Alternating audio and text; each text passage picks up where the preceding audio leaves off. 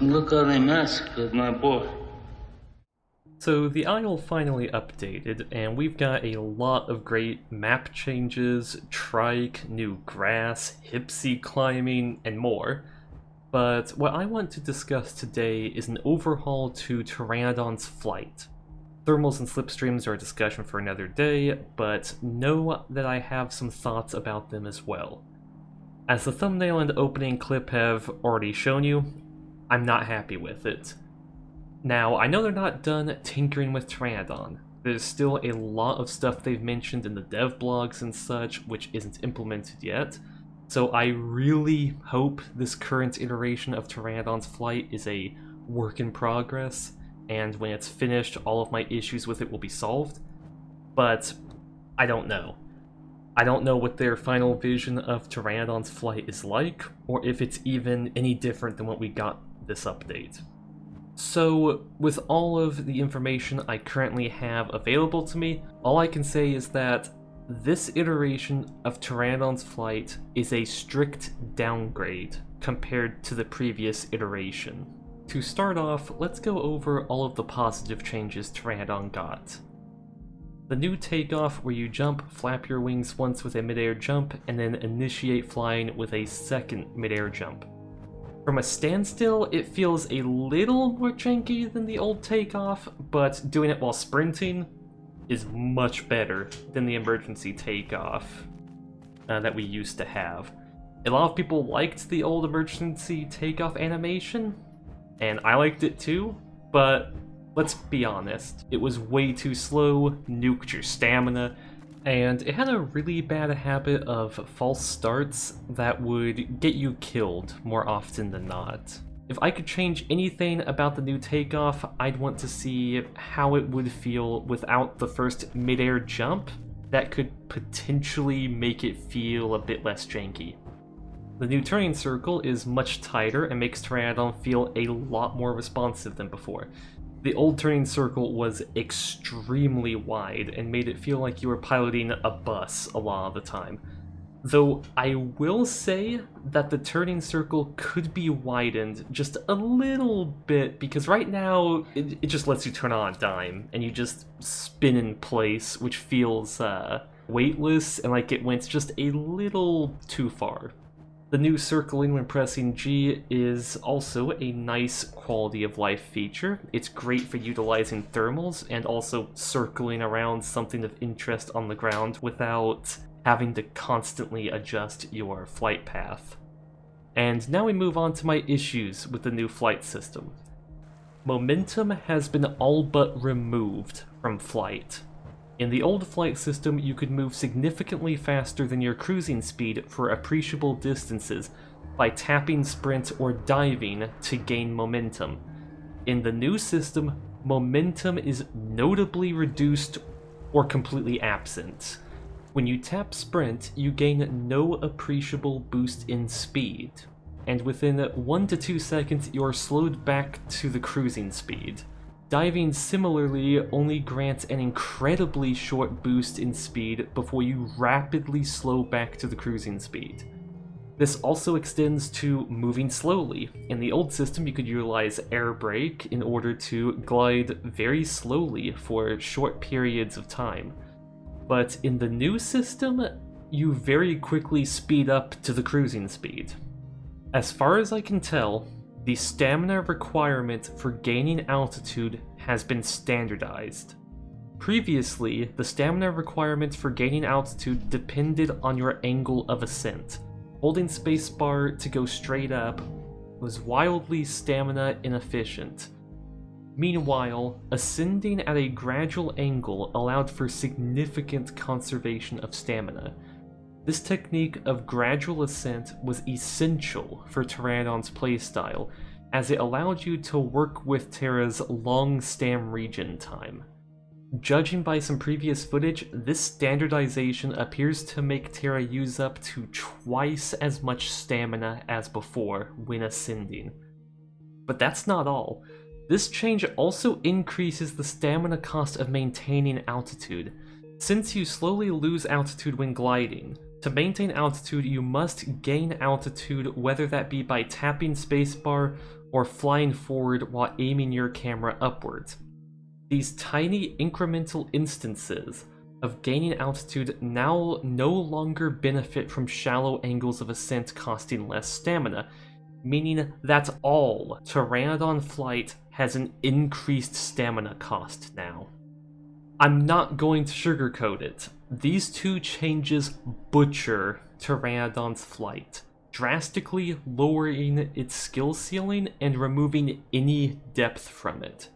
Let me give you a few examples to better clarify this. Imagine you are a Pteranodon at water level at the river fork, and you want to fly all the way down to swamp.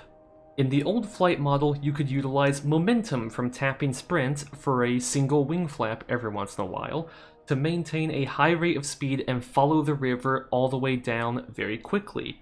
You could also utilize the gradual ascent tech as you fly over the river to slowly build altitude in order to take a more direct route and fly over the mountain separating the river from swamp.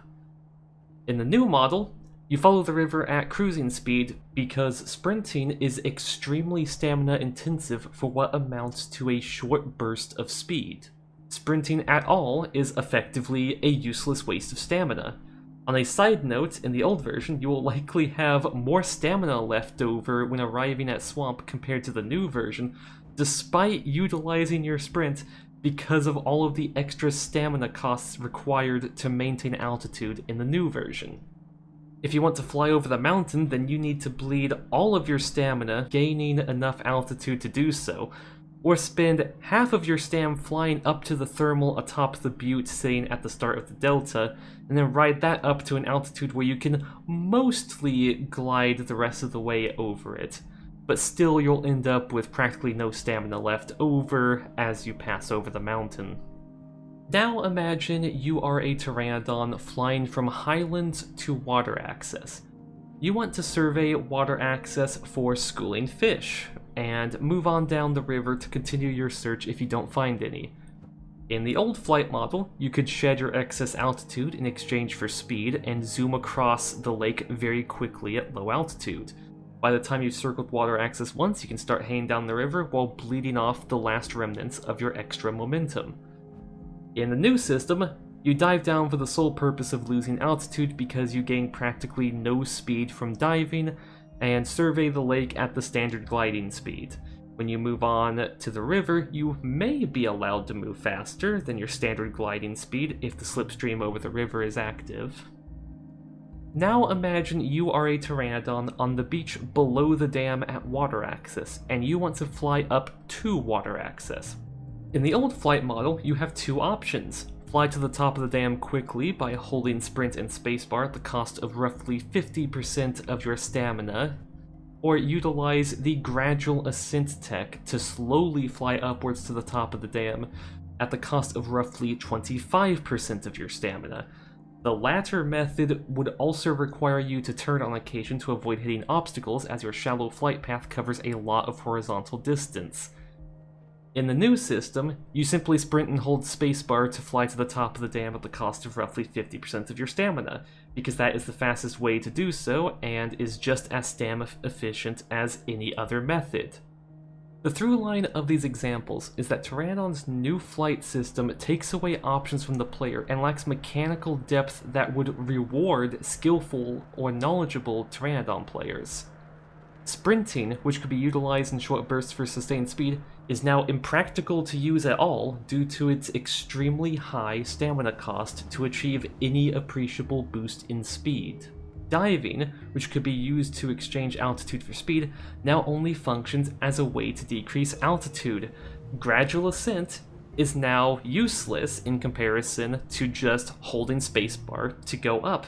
There is no thought of, this is gonna take longer, but it costs less stam, or this is faster, but it costs more stam.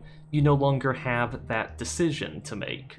You no longer have that choice. Actually, let's build on that and get even more fundamental here.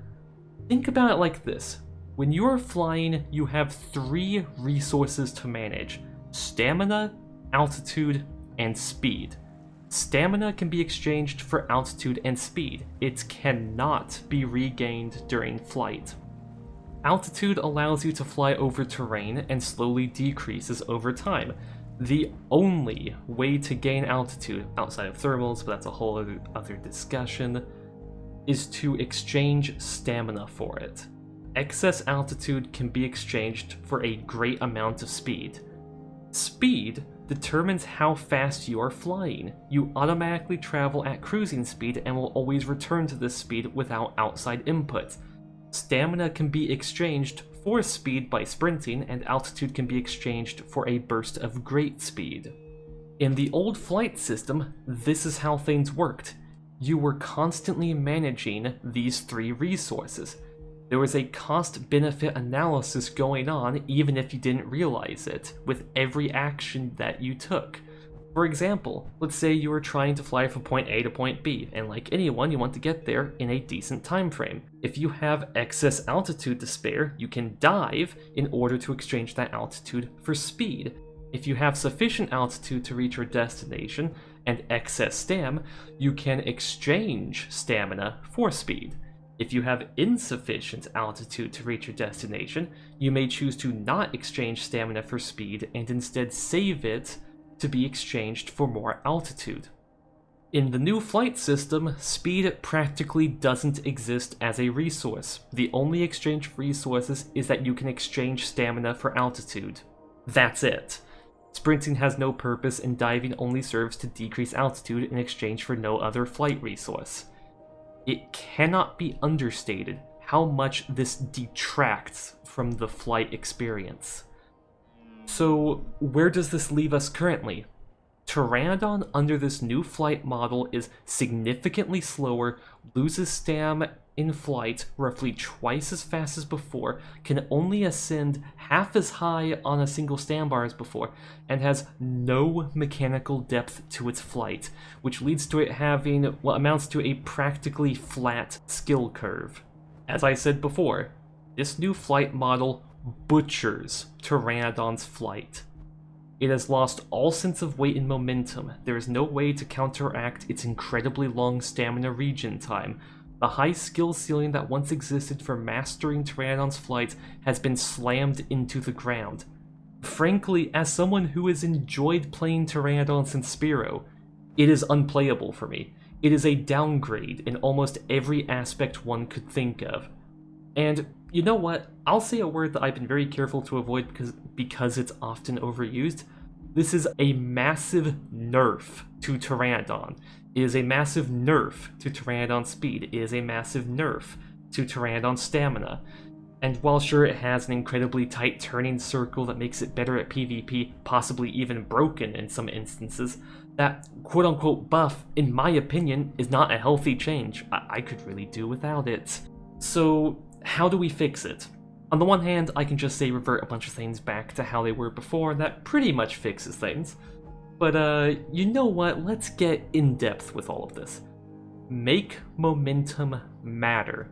An engaging flight system has momentum. The player is able to leverage momentum, or the lack thereof, to their advantage, or even be disadvantaged when they don't account for it, i.e. slamming into a wall because you're going too fast to make a tight turn. The difference between a player that utilizes momentum and one who doesn't bother creates an instance of skill expression and creates a higher skill ceiling for flight. Make sprint matter. Sprinting in the current flight model is effectively a useless action.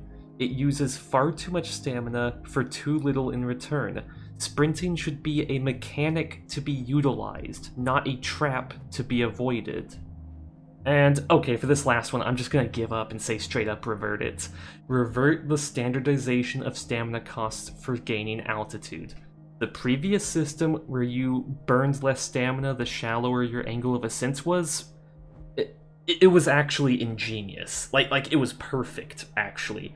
It allowed you to maintain altitude for a reasonable stam cost, it punished players who just held spacebar to go up, and gave more experienced players an option between speed and efficiency when gaining altitude.